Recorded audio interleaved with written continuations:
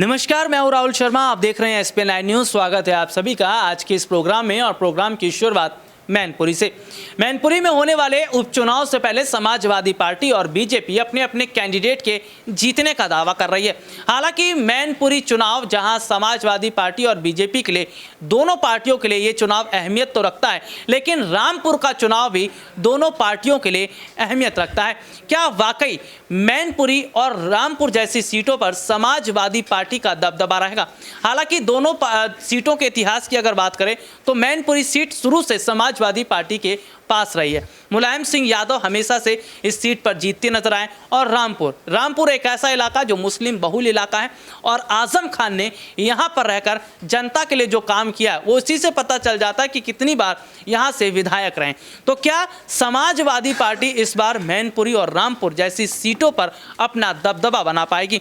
हालांकि बीजेपी ने रामपुर और मैनपुरी दोनों सीटों पर दिलचस्प इस चुनाव को और इसलिए बढ़ा दिया क्योंकि जिस तरह से मैनपुरी से जातिगत कार्ड खेला, और सीधे तौर पर देखा जाए तो रामपुर में भी यही कार्ड खेलने की कोशिश की गई। ऋतिक हमारे साथ, हमारे सहयोगी जुड़े हुए, और ऋतिक लगातार जो है वो इन मुद्दों पर बात भी कर रहे हैं। ऋतिक, मेरा सवाल रामपुर और मैनपुरी दोनों को लेकर रहेगा, और पहला मैं मैनपुरी को लेकर जिक्र करना चाहूँगा। समाजवादी पार्टी के सामने रघुराज शाक्य हैं, जो कि बहुत ज़्यादा मुकाबला अब हम देख रहे हैं समाजवादी पार्टी के लिए कठिन होता नजर आ रहा है। लेकिन अपर्णा यादव को कोई रोल बीजेपी में नहीं मिला, मैनपुरी में नहीं मिला, योगी मंत्रिमंडल में नहीं मिला।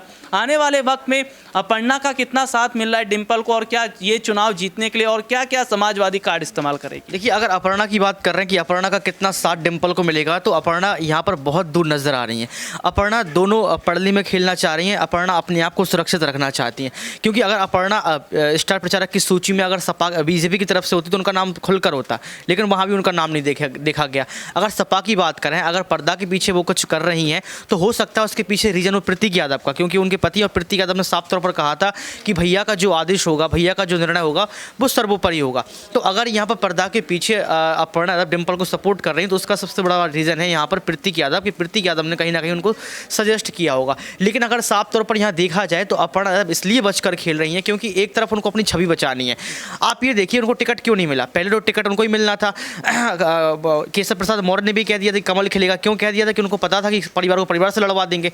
लेकिन यहाँ पर आपको अपर्णा नहीं देखी। अपर्णा आपको क्यों नहीं देखी? क्योंकि उन्होंने सोचा कि मेरी अगर यहाँ पर मुझे टिकट मिल गया और मेरी शुरुआती हार से होगी बीजेपी में, तो एक गलत छवि पहुंचेगी। दूसरी चीज़, अगर शिवपाल चाचा को अगर अखिलेश यादव ने उतार दिया तो मैं हार जाऊंगी, तो हार के डर से दूसरा अपने परिवार के सामने अपनी छवि को मजबूत करने के लिए अपर्णा यहाँ से दूर चली गई। लेकिन दूसरा सवाल यहाँ पर ये आपने जो पूछा था कि सपोर्ट करेंगी कि नहीं करेंगी, साफ तौर पर मैं कह सकता हूँ यहाँ पर कि बिल्कुल सपोर्ट नहीं करेंगी। ना आपको बीजेपी की रैली में देखेंगे और ना आपको सपा की रैली में देखेंगे। ऋतिक, अगर रघुराज शाक्य के इतिहास को देखें, उनके राजनीति करियर को देखें, तो समाजवादी पार्टी से उनका बड़ा रिश्ता रहा है। मुलायम सिंह यादव उनके गुरु रहे हैं, तो जाहिर सी बात है बहुत कुछ सीखा होगा। लेकिन एक सवाल मेरा रघुराज सिंह राजा भैया को लेकर भी है कि क्या राजा भैया का समर्थन मिलता नजर आएगा समाजवादी पार्टी को? देखिए, राजा भैया का समर्थन इसलिए मिल सकता है, देखिए अखिलेश यादव को झटके पर झटके लग रहे हैं। इमरान मसूद का, इरफान मलिक का, आजम खान का, तमाम बड़े बड़े OP राजभर जैसा, इन तमाम झटके के साथ अगर राजा भैया यहाँ पर सपोर्ट करते नजर नहीं आएंगे तो कहीं ना कहीं वोट बैंक घट सकता है। मैनपुरी सीट पर राजा भैया के भी अच्छा पकड़ रहा है, कई बार उतरे हैं स्टार प्रचारक के तौर पर मुलायम सिंह यादव के समय में, आपने देखा होगा। तो आपको यहाँ पर ये समझना होगा कि अगर राजा भैया यहाँ पर सपोर्ट करते हैं तो अखिलेश यादव के पास जो है ताकत उनकी दोगुनी हो जाएगी। हाँ, तो ये ज़रूर देखा जा रहा है कि समाजवादी पार्टी के लिए ये इस सीट का जो मुकाबला बहुत ज़्यादा दिलचस्प होता नजर आएगा। हालांकि अपने दर्शकों को ये भी बता देते हैं कि फिलहाल रामपुर जो सीट है वो भी समाजवादी पार्टी के लिए मायने रखती है। क्रांति भी हमारे साथ जुड़ी हैं, और क्रांति से ये जानने की ही कोशिश करेंगे कि क्रांति, जो अभी के वक्त की स्थिति को हम देख रहे हैं कि समाजवादी पार्टी और बीजेपी के बीच की टक्कर, क्या वाकई समाजवादी पार्टी के लिए रामपुर और मैनपुरी जैसी सीट जो है अहमियत रखती है, और अगर दोनों जगह से हारती है तो कितना नुकसान आने वाले वक्त में? देखिए, अगर मैनपुरी और रामपुर की सीट की मैं बात करूं तो समाजवादी पार्टी के लिए दोनों ही सीट जीतना भी बहुत आसान है और हारना भी बहुत आसान है, क्योंकि वो एक ऐसे नाव पर सवार है जहां से उनको ना जीत मुश्किल लग रही है और ना ही हार मुश्किल लग रही है। क्योंकि देखिए, अगर हम यहाँ पर फोकस करें तो आजम खां की वजह से जो है मुस्लिम वोटर्स जो उनके साथ जुड़े हुए थे रामपुर के, वो अभी भी उनसे से छिटके नहीं है, क्योंकि भाजपा ने अभी तक कोई ऐसा दाव खेला ही नहीं है वहाँ पर जहाँ से जो है उनके मुस्लिम वोटर्स उनसे छिटक जाए। तो देखिए वहाँ पर अपना मुस्लिम वोटर्स का कार्ड वो दोबारा से खेल सकते हैं आजम खां के थ्रू, और वो वोट बैंक अपनी तरफ से हासिल कर सकते हैं। लेकिन अगर वो ऐसा नहीं करते तो एक बड़ी आसान हार की तरफ भी वो बढ़ सकते हैं, और ऐसा कर लेते तो जीत मिल जाएगी। और मैनपुरी की मैं बात कहूँ तो देखिए मैनपुरी पर जो है पहले से दबदबा रहा है नेताजी का, लेकिन इस वक्त जो है शाक्य समाज का दबदबा भी उतना ही है जितना कि नेताजी का दबदबा रहा है। तो देखिए आपस की टकराव है, अब जीत हार 50-50 चांसेस जो है वो इस बार लग रहा है, कुछ भी क्लियर नहीं कह सकते हम। क्रांति, नेताजी के नाम पर वोट मांगते नजर आ रहे हैं समाजवादी पार्टी के नेता। क्या विश्वास नहीं है डिम्पल यादव पर, या जो मेहनत कर रहे हैं उस पर विश्वास नहीं है, इसलिए नेताजी को यहाँ पर उतारा जा रहा है और इसलिए नेताजी के नाम पर वोट मांग रहे हैं? डिम्पल यादव के ऊपर भरोसा करके कई बार देखा गया है, हर बार हार का ही सामना करना पड़ता है, और जीतते भी है तो बहुत कम फासले से जीतते हैं। तो देखिए ऐसे में नेताजी के ऊपर ज़्यादा भरोसा है डिम्पल यादव के, अगर हम मुकाबले देखें तो। हाँ, तो ये हमारे सहयोगी जिन्होंने विस्तार से बताया कि क्या कुछ मुकाबला देखा जा रहा है रामपुर सीट पर और मैनपुरी सीट पर, क्योंकि देखिए दोनों ही सीटें बहुत ज़्यादा ज़रूरी इसलिए भी रखते हैं क्योंकि उत्तर प्रदेश के विधानसभा चुनाव को अगर देखें, उस चुनाव में समाजवादी पार्टी ने अपनी जीत की बातें कही थी। उस चुनाव के दौरान उन्होंने ये कहा था हम भाजपा को हरा देंगे, लेकिन भाजपा को हरा तो नहीं पाए, क्योंकि एक बार फिर से उत्तर प्रदेश की जनता ने योगी आदित्यनाथ को सत्ता पर बिठाया।